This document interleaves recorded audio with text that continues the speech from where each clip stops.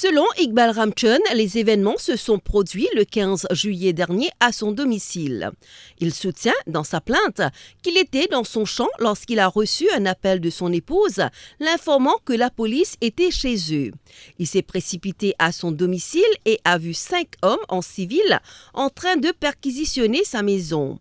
Il n'aurait rien trouvé d'incriminant selon lui.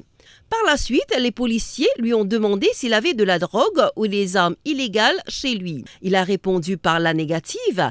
Ils lui ont aussi demandé s'il gardait de l'argent dans sa maison. Il a expliqué qu'il y en avait car il avait un business à gérer et qu'il devait rembourser une dette de 16 millions de roupies. Il a montré aux policiers l'endroit où il entreposait l'argent.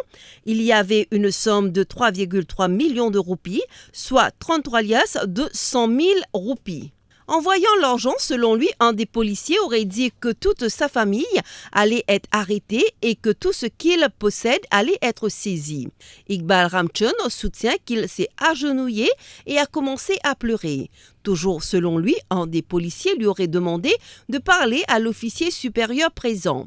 Ce dernier aurait laissé entendre que chaque policier allait prendre 200 000 roupies pour clore l'affaire. Iqbal Ramchun dit les avoir vus prendre une partie de l'argent et partir.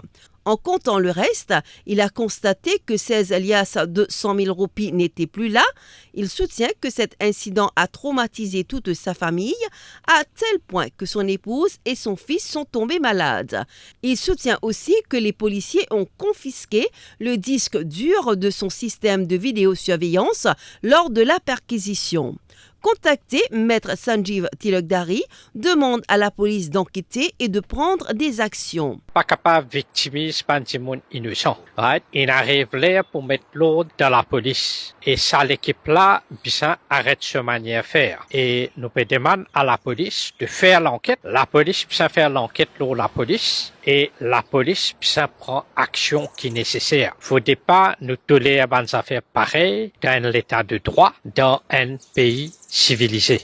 L'inspecteur Shiva Kuten, responsable du Police Press Office, explique qu'une enquête a été initiée afin de faire la lumière sur toute cette affaire. Tout ce qu'il est capable de dire, c'est qu'il y a une enquête ouverte pour faire la lumière sur toute cette affaire.